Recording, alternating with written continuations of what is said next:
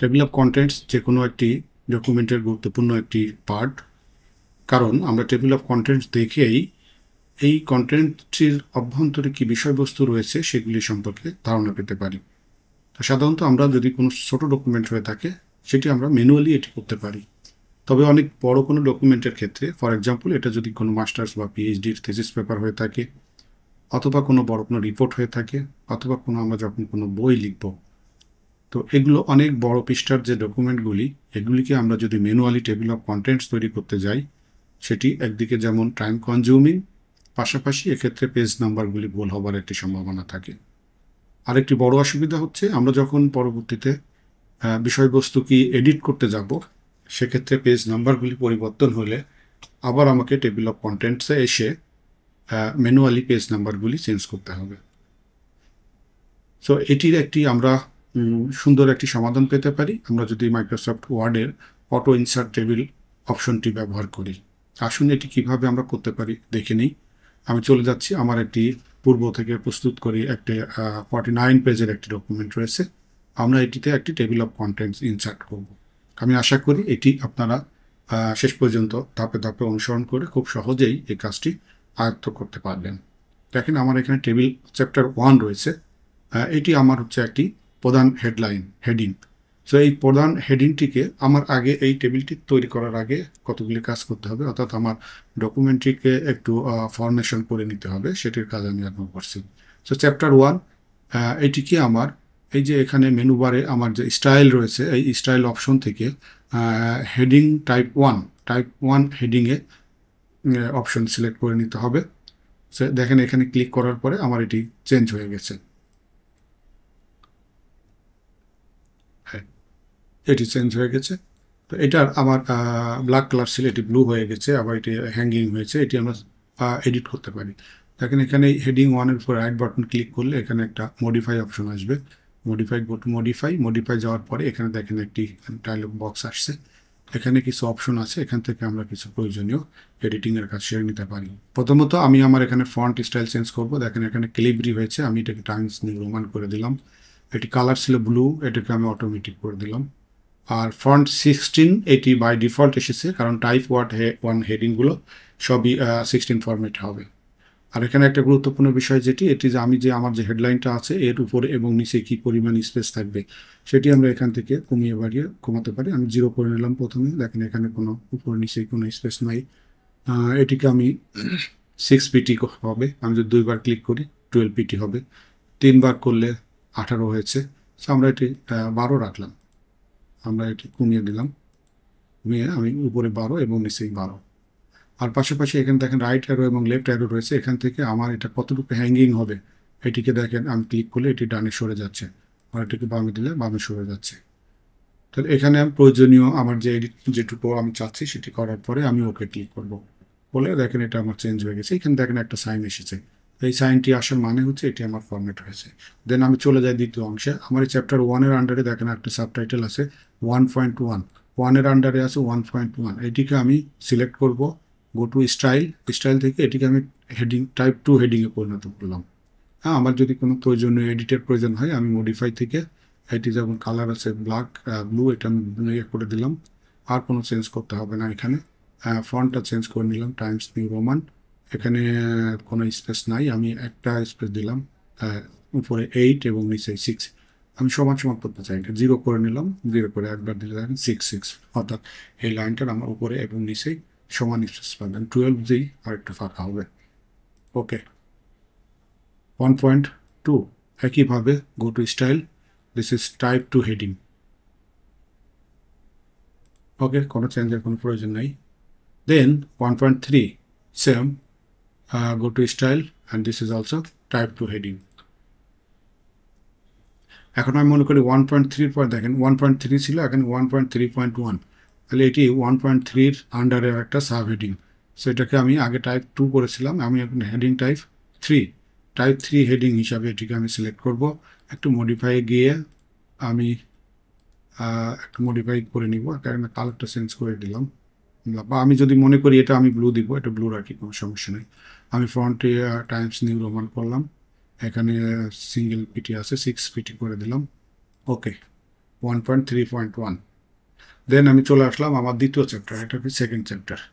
তাহলে দেখেন আবার সেকেন্ড চ্যাপ্টারে আসার পরে এটা কি মেন হেডিং, তাহলে এটি আমি হেডিং টাইপ 1। ওকে, 2.1-এর আন্ডারে দেখেন সাব হেডিং আছে, এটিকে আমি দেবো হেডিং টাইপ 2। 2.2.1 এটি এই সাব হেডিংয়ের আন্ডারে আবার আরেকটা হেডিং, এটিকে আমি দেবো হচ্ছে heading type 3।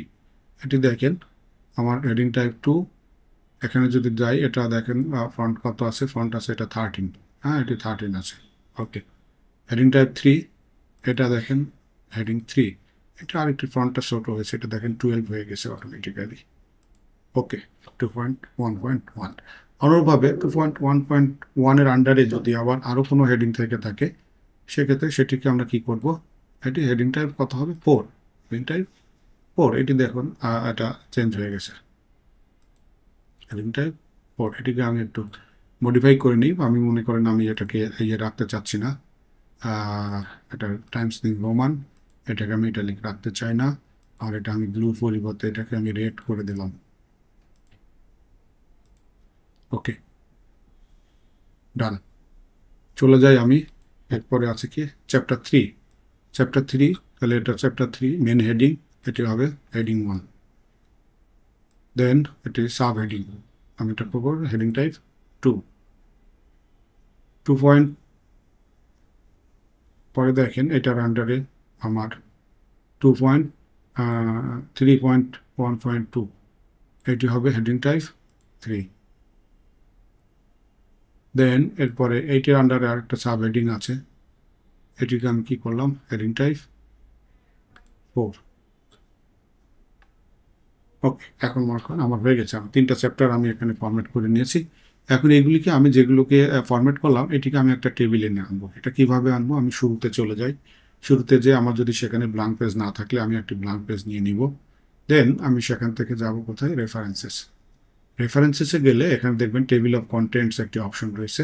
Go to this here, table of contents থেকে আমি কোন ফরম্যাটটা নিতে চাই সেই ফরম্যাটটি আমাকে সিলেক্ট করতে হবে। আমি এখানে অটোমেটিক টেবিল 2 এটি সিলেক্ট করলাম, আমি 1 নিতে পারি, 3 নিতে পারি, আমি 2 নিলাম। ক্লিক অন হেয়ার, দেন এখানে ক্লিক করার পরে দেখেন আমার এখানে চলে এসেছে অটোমেটিক্যালি আমি যেগুলি ফরম্যাট করেছিলাম চ্যাপ্টার 1, 1.1, 1.2, 1.3, 1.31। দেখেন 1 আছে নর্মাল, 1.1, 2, 3-এর পরে এখানে একটা স্পেস হয়ে একটা এখানে সরে এসেছে, কারণ এটি 1.3 সাব হেডিং। Table 2, chapter 2, 2.1, 2.2, 3, 3.1, 3.2। তাহলে এইভাবে দেখেন আমার এই টেবিলটা হয়ে গেছে, এখানে পেজ নাম্বারগুলি চলে আসছে অটোমেটিক্যালি। কোনো কারণে যদি আমার এটি পেজ নাম্বার ভিতরে আমি মনে করেন এখানে একটা পেজ সংযুক্ত করেছি, হ্যাঁ আমি অ্যাড করেছি, দেখেন এটা চ্যাপ্টার 1 এখন কত নম্বর পেজে গেছে, পেজ 3। দেখি, দেখেন এখানে চ্যাপ্টার 1 পেজ 2, এখানে আমার একটা কাজ করতে হবে, এটার উপরে ক্লিক করে update table, update table, entire table. Okay, এখানে দেখেন আমার টেবিলটা আপডেট হয়ে 2 ছিল, এটা 3 হয়ে গেছে।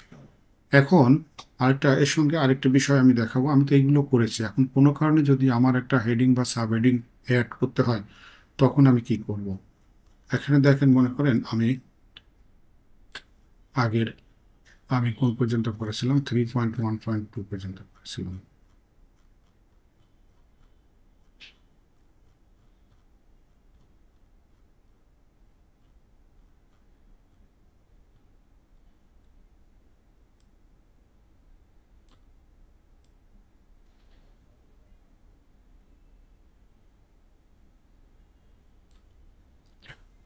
দেখেন আগে আমি 3.1.2.1 পর্যন্ত আমি এটা টেবিলে অন্তর্ভুক্ত করেছি। এখন মনে করেন কোনো কারণে আমাকে আর একটা হেডিং বাড়াতে হয়েছে, এখানে আমি আরেকটা আমার এখানে আইটেম যোগ হয়েছে, তাহলে এটা কত, এটাকে আমি যদি মনে করেন এটা 3-র মধ্যে রাখি, তাহলে 3.1.2.2 আসছে। এটি তো আমার টেবিলের মধ্যে নাই, তাহলে আমি কী করবো, তাহলে আমি এটাকে সিলেক্ট করব। এটা আমার কত হবে, এটা হবে হচ্ছে এটা আমার স্টাইল থেকে হেডিং টাইপ 4 হবে।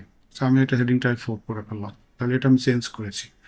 এখন এটিকে আমি টেবিলের মধ্যে করবো, এটা কোথায় আসবে আমার টেবিলে, 3.1.2 ছিল, তারপরে 3.1.3 বা 4 আসবে।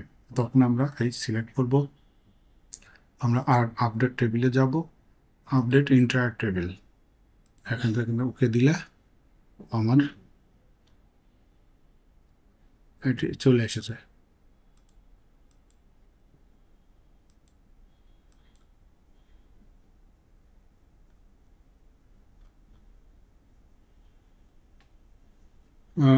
একটু খেয়াল করি।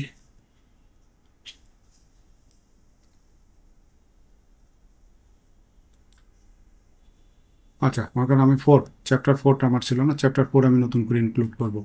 চ্যাপ্টার 4 সিলেক্ট করলাম, এটি হবে কি হবে, হেডিং টাইপ 1 হবে। আমি এখানে এটা এডিট করে নিলাম।